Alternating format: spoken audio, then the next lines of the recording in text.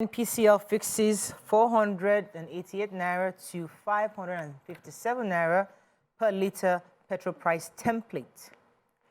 200 reps backing me, says Abbas. Hearing in LP Obi petition stalled. National honors awardees to wait.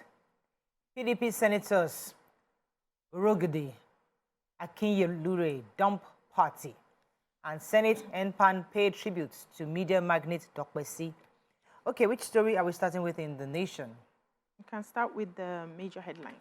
Please. So there's been talks between the federal government and organized labor over the removal of fuel subsidy, and that ended in a deadlock yesterday. They failed to reach a consensus following the hike in the petrol pump price to over 700 naira from 195 per litre by oil marketers. Now, the meeting was held at the presidential villa to prevent a labor crisis following the recent petrol pump price occasioned by the discontinuance of the petroleum subsidy.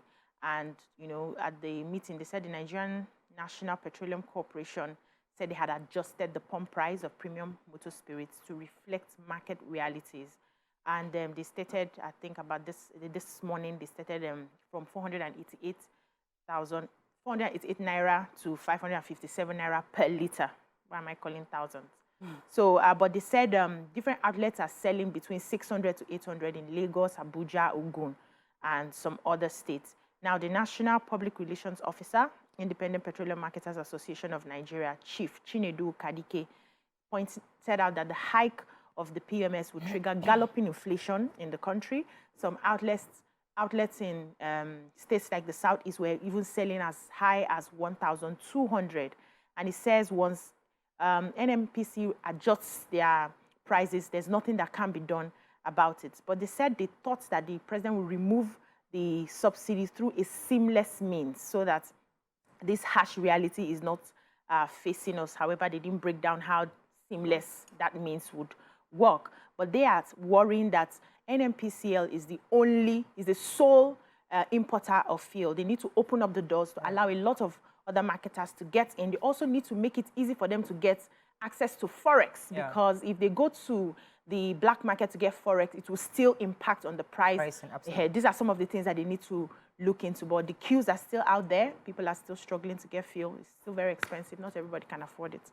Yeah. Okay, I was going to take the story of the Labour Party. So everybody was looking forward to yesterday for the petitioners for the Labour Party and the presidential candidates of the LP, Peter Obi, to present their witnesses and their case. Unfortunately, the lawyer representing Peter Obi, Professor Awakalu, was saying that they had planned to start tendering the documents yesterday, but sadly, two key witnesses from the secretariat staff took ill, and they couldn't start.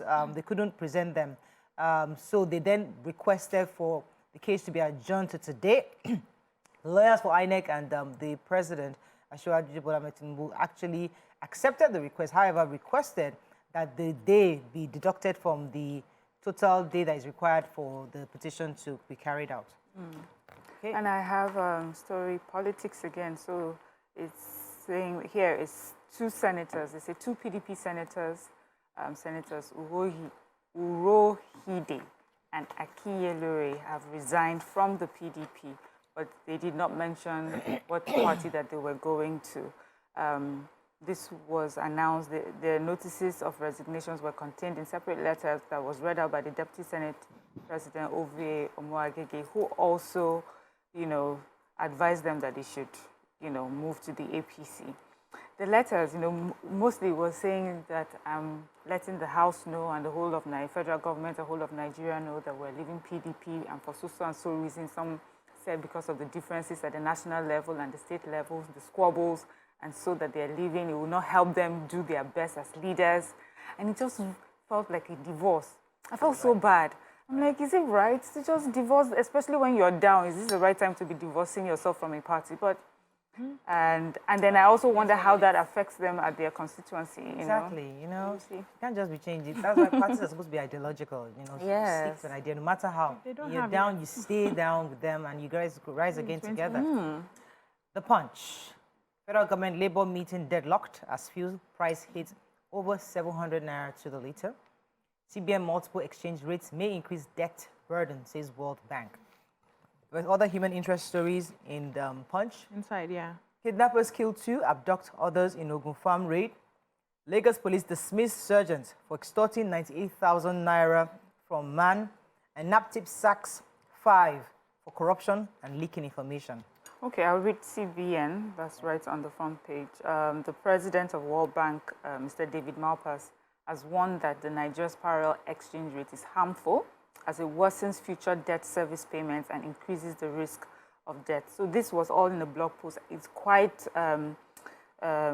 exhaustive. I feel that a lot of people should read it. He just explains that the way the parallel market works, he says it benefits those that it benefits. So first, he says the economics on parallel exchange rates is clear. They are expensive, highly distortionary for all market participants, associated with higher inflation, impede private sector development and foreign investment, and lead to lower growth. So there's no benefits. The only group of people that benefit are those that have access to foreign exchange at a subsidized rate, paid for by everyone else, and then, you know, and he says there's a strong correlation between parallel rates and corruption. The only way we continue to have parallel rates is because it is it's a corrupt, you know, environment. That's the only way it breeds. And he says it's a huge problem, especially for us also with the loans that we're getting, servicing our loans. So this is an issue that they're trying to, you know, solve. They say that about 24 countries have this parallel exchange issue. Nigeria is one of them, and they said that even though years and years of trying to work it out, it seems that nothing I know is the happening. president's speech was saying that in the president's speech, he says that one of the things, the monetary policy, is that we need to find a way to unify that. Okay, let me take NAPTIP. So NAPTIP is a national agency for the prohibition of persons trafficking in persons, dismissed a deputy director and 4 others for corruption. According to them, the offenses range from corruption to demanding and receiving bribes from suspects and relatives. According to them, according to the spokesperson, I think Mr. Vincent Adekoye, he said that the officers were leaking confidential information to suspects, endangering the lives of their colleagues, violation of the oath of secrecy, stealing, and giving out official records to these culprits.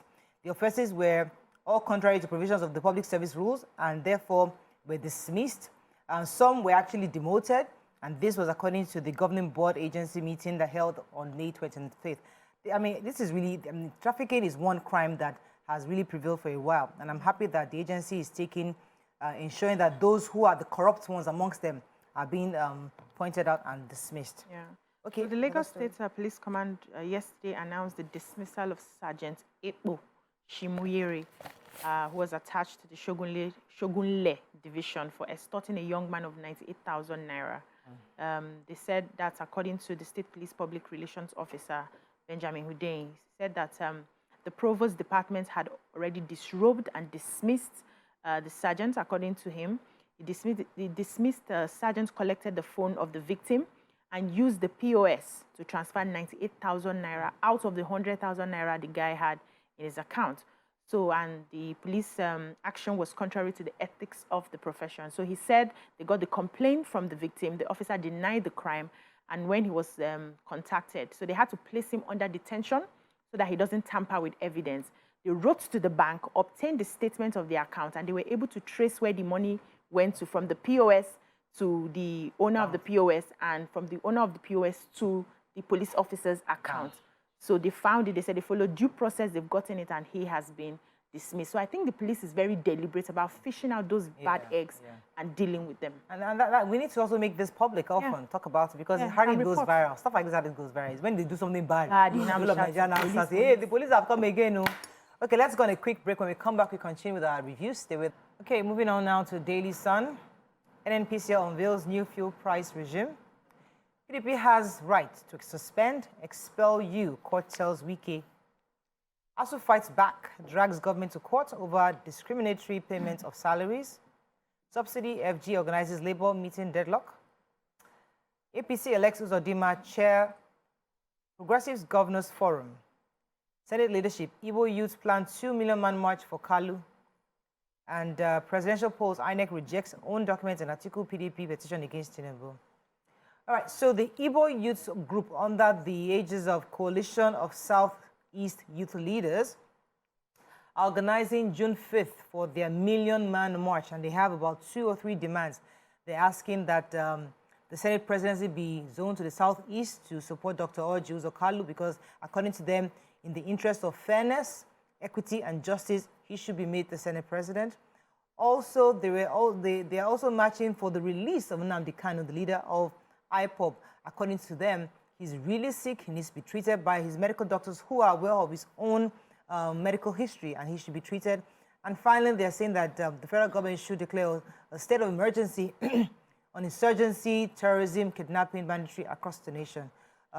So they have said June 5th they're going to get 1 million man march. Okay. So human rights lawyer Femi Falana has sued the federal government over alleged discriminatory, unfair, and illegal treatment of members of Academic Staff Union of Universities, ASU. Joined in the suit as defendants are Minister of Labor and Employment, Attorney General of the Federation, and the Accountant General of the Federation. A statement from the chamber on Wednesday also disclosed. And he was asking, that's Falana, asking the court to determine whether having paid the salaries of members of the Joint Staff Union, National Association of Resident Doctors and Lecturers in the Medical Facilities, Medical and Dental Academic of Nnamdi Azikiwe University, Nnewi Campus, Anambra State, during the period of industrial action, the decision of the defendants to withhold the salaries of the members of the claimant from February to October 2022 is not discriminatory and illegal. It was also asking the court to determine whether the members of ASU are not entitled to payment of their salaries for the months of February to October 2022 forthwith.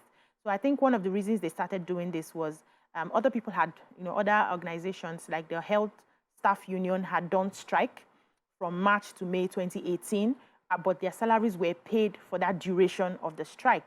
They said also the members of the Nigerian Association of Resident Doctors were also on strike between September and October 2021, but they were also paid for the duration of the strike. So why is it that ASU has not been paid for the duration of their own strike? And that's why they are going to court, but they have not picked a date for the hearing. Are they appealing? Because I read yesterday, and it was, the law says that no work, no pay. Yeah. So I'm wondering if this is an update. Are they appealing that? Anyway. No work, no pay. Or maybe the no work, no pay came after they had done their strike. So we mentioned 2018. And No. I mean, they're in court. Of course, they were in court. And as of yesterday, we took the story where the court said that it is actually legally that when you do not, if you don't work, you don't get paid. Yeah. So I was just wondering if this is an update, like an appeal on yesterday's. But I have the governors of APC at their meeting at the NWC. There's a National Working Committee meeting in Abuja, where they have now the governor of Imo State emerged as the chairman of the PGF, which is the Progressive Governors Forum. And, they just announced that. And the governor of Imo State says he's delighted to be with them at the meeting after their last electoral victory of their great party. He was congratulating everyone, and that there's no doubt that the PGF has been in place before this time, and there's no doubt that we are loyal members of our great party. Assured the APC governors understand very clearly that the government, each and every one of us presiding over, belongs to the party, and we both know at the federal and subnational level that the government belongs to APC, so it's an APC-led government. So of course, there will be lots of these changes that we're seeing, and constant congratulating of themselves as the APC. Okay, Vanguard. We talked about petrol above 500 naira to the liter as subsidy removal takes effect. Bandits kill vigilante leader, 17 others in Zamfara. 10th National Assembly leadership, APC Tinubu allegedly back out of Akpabio's endorsement. Meets Southern Middle Belt leaders to weave Nigeria together. Again, Akpabio tells Tinubu. Presidential Tribunal, Tinubu, APC opposed tendering of evidence from Beavers. 10th National Assembly leadership, Omishori G6 meeting ends in deadlock. Okay, let me take the Olisa Agbakuba's SAN's advice to the president concerning weaving back Nigeria together. According to him, he was speaking at a TV station yesterday where he said that Nigeria has been so divided, it's never been this divided in a very long while. And it's important for him to initiate a meeting of the various strongholds across the country. The Pan-Yoruba social political group, that's the Afenifere, the counterparts in the southeast, South-South, Ohanes, Ndigbo, Pandef, the Middle Belt, all the various groups across the country. He needs to invite them for a meeting where they hear from him directly, and where he's trying to see how they can bring back the nation together as a whole. That this is really, really important at this time. And he also advised for the dismissal of the EFCC chair, saying that he has his own reservations on the constitutionality of the EFCC in the first place. Yes, sad story yet again in Gusau in Zamfara. They said no fewer than 18 persons, including a vigilante leader, have been killed. This happened in communities under the Ruwandu ward of Maro local government area in Zamfara. So the story is that usually vigilante would stay in the bush and hide out there. And the bandits are aware of that, you know. But these bandits tracked down specifically this vigilante leader, and he was killed. And then when the people in the community heard about it, they rushed, you know, to the bush to try and, you know, maybe fight. But then they met with the bandits and they were caught up in a gun battle. They said 11 of their members were killed, but they also killed about 10 of the bandits. This is just a sad story yet again. I know they have a new governor, and this is one of the things that he'll have to be working hard at, you know, to bring back, from working with the federal government to bring back security in that area. Did you take a baby factory in Port Harcourt? No. Okay, so operatives of the Nigerian police in Rivers State said they busted a suspected baby-making factory and rescued 6 pregnant girls. The police said the arrest was made around Choba community in Obio, Akwa local government area of the state. The new state commissioner of police, Polycarp Emeka, also made the disclosure during the maiden media briefing in Port Harcourt yesterday and said successes were recorded through credible information by good Nigerians. And so they're asking more Nigerians, when you see and hear things like this, you let them know. He said police arrested the prime suspect identified as Akudo Ozoro during the raid on the alleged child trafficking home. And during interrogation, he confessed to the crime, saying that they had trafficked many children from illegal homes. And so I think about 6 pregnant girls were rescued at the end of the day. And they said they had succeeded in selling many children. They couldn't even give a vivid account of all the children that they had sold before. So once you are around and you're suspecting such activities, you must report to the police. Nigerian Tribune, quickly, let's find a story we've not taken. Naira exchanges for 746 Naira to the dollar in black market. Tinubu meets EFCC boss, NNPC GMD. 2 PDP senators resign from party. Timothy Adegbuke's murder, court jails receptionist 2 years. ASU sues FG over discriminatory treatment of members. And presidential election court admits article PDP's documents against Tinubu's victory. Okay, you know, I took the story concerning the the owner of Oduduwa University and 4 others who were sentenced to death by hanging. But they were waiting for the receptionist, who was also culpable. So the receptionist's name is Adedeji Adeshola. So his sentence was carried out yesterday, and the judge had sentenced him to 2 years in prison because the reason he was found guilty for doctoring the hotel's receipt that was issued to the deceased, fabricating another and concealing evidence. So that was why he was found guilty of, but he got 2 years, so he was lucky he wasn't part of those that were sentenced to death because he was not involved in the actual murder. He doctored the receipts to fabricate and another person concealing evidence, and that was why he was aiding and abetting. Yeah. Just in day. Stay with us. We'll be right back.